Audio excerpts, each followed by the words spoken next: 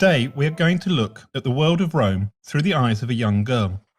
Here she is, drawing a picture of herself in the atrium of her father's enormous house. Her name is Domitia, and she is just 5 years old. She has an older brother who is 14, Lucius Domitius Ahenobarbus, named after her dad. Girls don't get these long names that boys have. What is worse is that Dad insists on calling all his daughters Domitia. Domitia! Let's call her Domitia, drawing on the column Domitia 3. She has an older sister, Domitia 2, who is 7 years old, and then there is Domitia 1, who is 10. There would have been a Domitia 4, but Mum died trying to give birth to her 3 years ago. Confused? The Romans were too. They could work out ancestry through the male line with the nice tripartite names such as Lucius Domitius Ahenobarbus.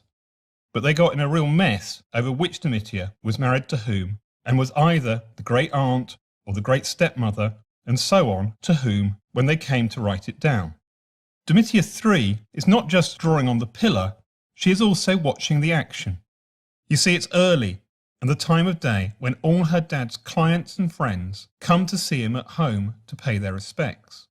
Lucius Papidius Secundus, a 17-year-old who wants to marry Domitia 2 within the next 5 to 7 years, has come as well. He seems to be wooing not his future wife, but her dad. Poor Lucius, he does not know that Domitia's dad thinks he and his family are wealthy, but still scumbags from the Suburra. After all, it is the part of Rome full of barbers and prostitutes. Suddenly, all the men are leaving with Dad. It's the second hour and time for him to be in court with a sturdy audience of clients to applaud his rhetoric and hiss at his opponent. The house is now quieter. The men won't return for 7 hours, not until dinner time. But what happens in the house for those 7 hours? What do Domitia, and Domitia do all day? I don't know. Not an easy question. Everything written down by the Romans that we have today was written by men. This makes constructing the lives of women difficult. However, we can't have a history of just Roman men, so here goes. We can begin in the atrium.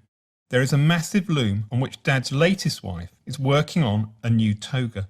Domitia, and Domitia are tasked with spinning the wool that will be used to weave this mighty garment.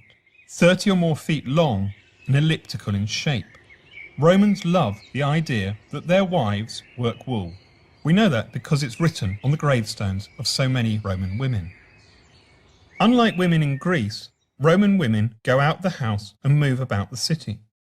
They go to the baths in the morning to avoid the men, or to separate baths that are for women only. Some do go in for the latest fad of the AD 70s, nude bathing with men present. Where they have no place is where the men are, in the forum, in the law court, or in the Senate house. Their place in public is in the porticos, with gardens, with sculpture, and with pathways for walking in. When Domitia, and Domitia want to leave the house to go somewhere, like the portico of Livia, they must get ready. Domitia 2 and Domitia 3 are ready, but Domitia 1, who is betrothed to be married in 2 years to darling Philetus, isn't ready. She's not slow, she just has more to do. Being betrothed means she wears the insignia of betrothal, engagement rings and all the gifts Philetus has given her. Jewels, earrings, necklaces, amber pendants. She may even wear her myrtle crown. All this bling shouts, I'm getting married to that 19-year-old who gave me all this stuff I'm wearing. Whilst they wait, Domitia 2 and Domitia 3 play with their dolls that mirror the image of their sister, decked out to be married. One day, these dolls will be dedicated to the household gods on the day of their wedding. Okay, we're ready. The girls step into litters carried by some burly slaves. They also have a chaperone with them and will be meeting an aunt at the porticus of Livia. Carried high on the shoulders of these slaves, the girls look out through the curtains to see the crowded streets below them. They traverse the city, past the Colosseum, but then turn off to climb up the hill to the porticus of Livia. It was built by Livia, the wife of the first Emperor Augustus. on the site of the house of Vedius Pollio. He wasn't such a great guy. He once tried to feed a slave to the eels in his fish pond for simply dropping a dish.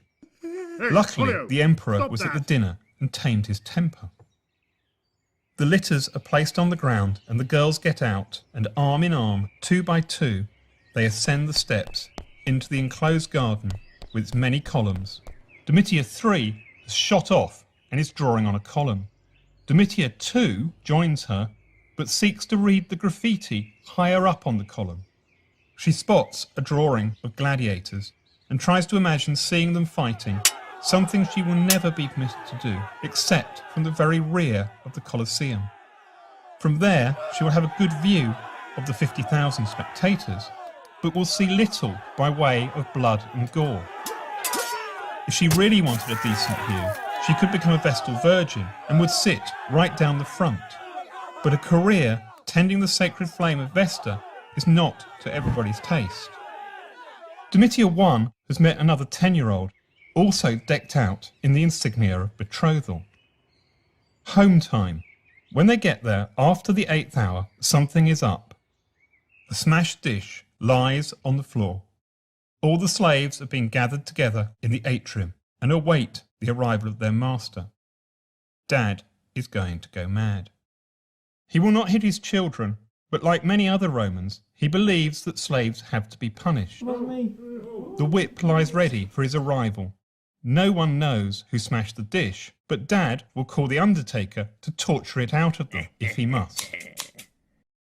The doorkeeper opens the front door to the house.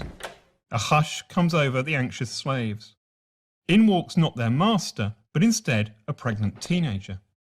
It is the master's eldest daughter, aged 15, who is already a veteran of marriage and childbirth. Guess what her name is? There is a 5 to 10% chance she won't survive giving birth to her child. But for now, she has come to dinner with her family. As a teenage mother, she has proved that she is a successful wife by bringing children and descendants for her husband, who will carry on his name in the future. The family head off to the dining room and are served dinner.